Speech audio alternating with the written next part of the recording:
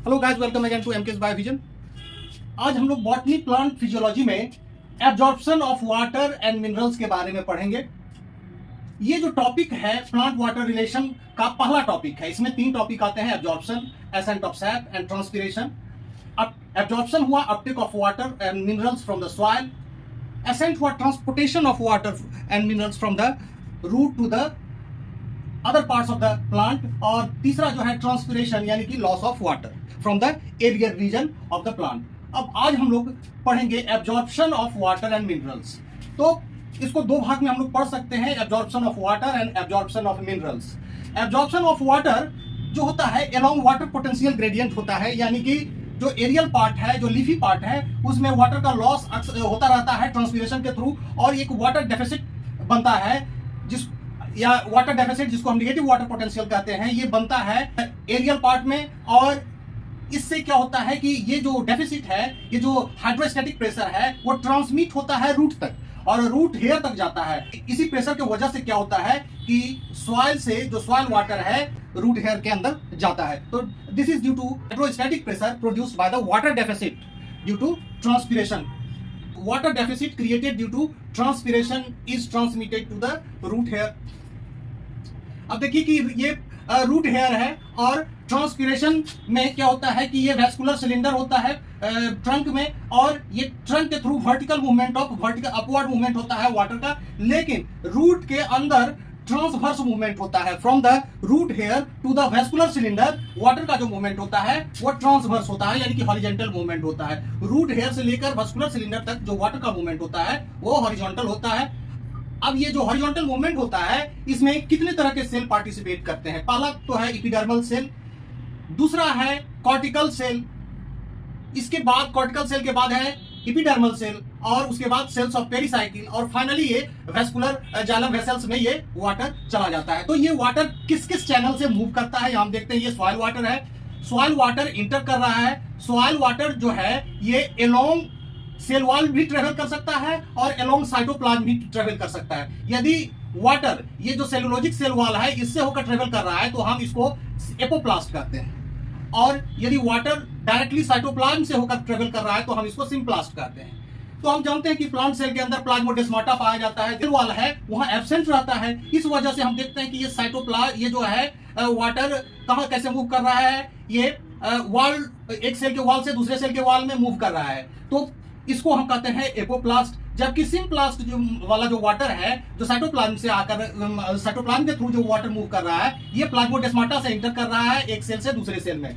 Cortical cell, मैंने एक cell को बनाया है cortical cell. There are series of cortical cells से वाटर मूव करता है, बहुत सारे कॉर्टिकल से वाटर मूव करता है, और फाइनली ये इंडोडर्मिस तक पहुंचता है। Endodermis is characterised by presence of Casparian strip. Casparian strip में सुबेरिन की थिकनिंग होती है। Suberin is impervious to water, यानी कि सुबेरिन से होकर वाटर नहीं गुजर सकता है।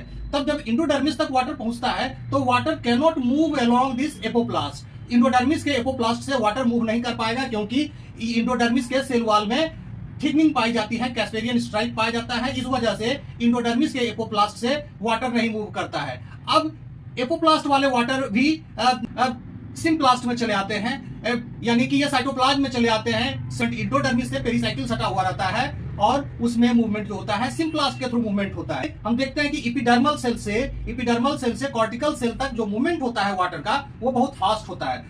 ये क्योंकि देयर आर 2 चैनल्स, एक तो एपोप्लास्ट है दूसरा सिम्प्लास्ट है, दोनों से होकर वाटर मूव करता है। लेकिन इंडोडर्मिस से वैस्कुलर सिलेंडर तक जो वाटर का मूवमेंट होता है वो स्लो हो जाता है, क्योंकि एक ही वाटर केवल प्लाज्मोडेस्माटा के थ्रू मूव करता है। यहाँ जाइलम वेसल है, जाइलम वेसल में वाटर आने के बाद ये वर्टिकल मूवमेंट करेगा और वाटर डेफिसिट को कम करने का प्रयास करेगा। मिनरल्स का एक्सचेंज कैसे होता है? मिनरल्स जो है ये डिसॉल्व्ड आयंस होते हैं सॉइल वाटर के अंदर। It can be defined as minerals are dissociable ions of the rocks.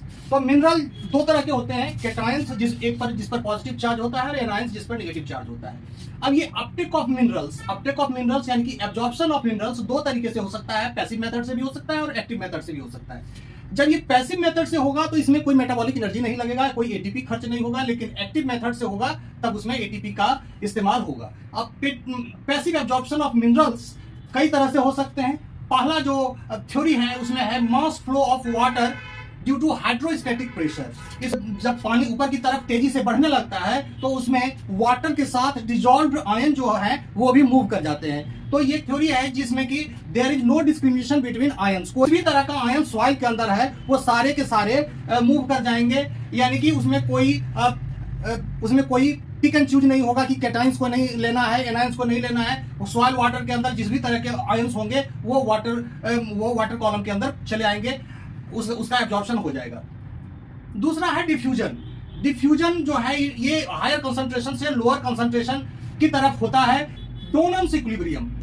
डोनम्स equilibrium को हम इस तरह से समझते हैं कि ये साइटोप्लाज्म है, साइटोप्लाज्म के अंदर प्रोटीन है, प्रोटीन पर जनरली नेगेटिव चार्ज होता है और इसके अंदर क्लोराइड भी है और पोटेशियम भी है। जब सॉइल वाटर में पोटेशियम है और क्लोराइड यहाँ भी है, लेकिन क्लोराइड का कंसंट्रेशन साइटोप्लाज्म में ज्यादा है, तो क्लोराइड के कंसंट्रेशन को इक्वेट करने के लिए, बराबर करने के लिए ये जो सॉइल वाटर का क्लोराइड है ये अंदर की तरफ मूव करेगा। ये प्रोटीन के पास जो नेगेटिव चार्ज है, प्रोटीन मूव नहीं कर सकता है क्योंकि प्रोटीन जो है ये बड़ा पार्टिकल है, ये मूव नहीं कर सकता है। अब जब क्लोराइड अंदर की तरफ मूव करेगा तो यहाँ नेगेटिव चार्ज बिल्ड करने लगेगा, यानी कि साइटोप्लाज्म में नेगेटिव चार्ज ज्यादा हो जाएगा।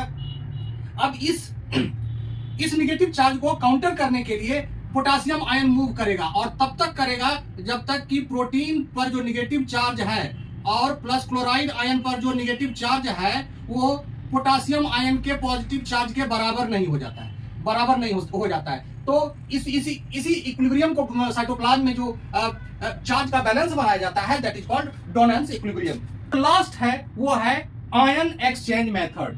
आयन एक्सचेंज मेथड में क्या होता है कि ये रूट हेयर है, ये रूट हेयर है, एपिडर्मिस का यूनिसेलुलर रूट हेयर है। अब यहां से इस पर वाटर जब डिसोसिएट करता है तो पॉजिटिव चार्ज जनरेट करता है और ये पॉजिटिव चार्ज रॉक के अंदर ऑलरेडी जो रॉक है उसमें पोटेशियम आयन पड़ा हुआ है, पोटेशियम आयन, और ये सॉइल के अंदर पोटेशियम आयन पड़ा हुआ है, तो ये डायरेक्ट एक्सचेंज कर लेता है, यानी कि प्रोटोन रूट हेयर के पास जो प्रोटोन है वो सॉइल के अंदर जो पोटेशियम है उससे डायरेक्ट एक्सचेंज कर लेता है। तो इसी को हम कहते हैं डायरेक्ट एक्सचेंज मेथड। जो दूसरा मेथड है वो रूट के द्वारा CO2 रिलीज किया जाता है ड्यूरिंग रेस्पिरेशन और ये CO2 H2O से कंबाइन करके कार्बोनिक एसिड बनाता है। ये कार्बोनिक एसिड बहुत कम टूटता है, टूटने के बाद ये प्रोटॉन देता है और कार्बोनिक आयन देता है। ये प्रोटॉन क्या करता है, सॉइल के अंदर जो पोटेशियम है उससे एक्सचेंज करता है। तो यही है कार्बोनिक आयन एक्सचेंज मेथड। तो डायरेक्ट मेथड हुआ और कार्बोनिक आयन एक्सचेंज मेथड हुआ। एब्जॉर्प्शन ऑफ जो मिनरल्स होता है वो सिंपल पैसिव एब्जॉर्प्शन से भी हो सकता है और एक्टिव एब्जॉर्प्शन से भी हो सकता है।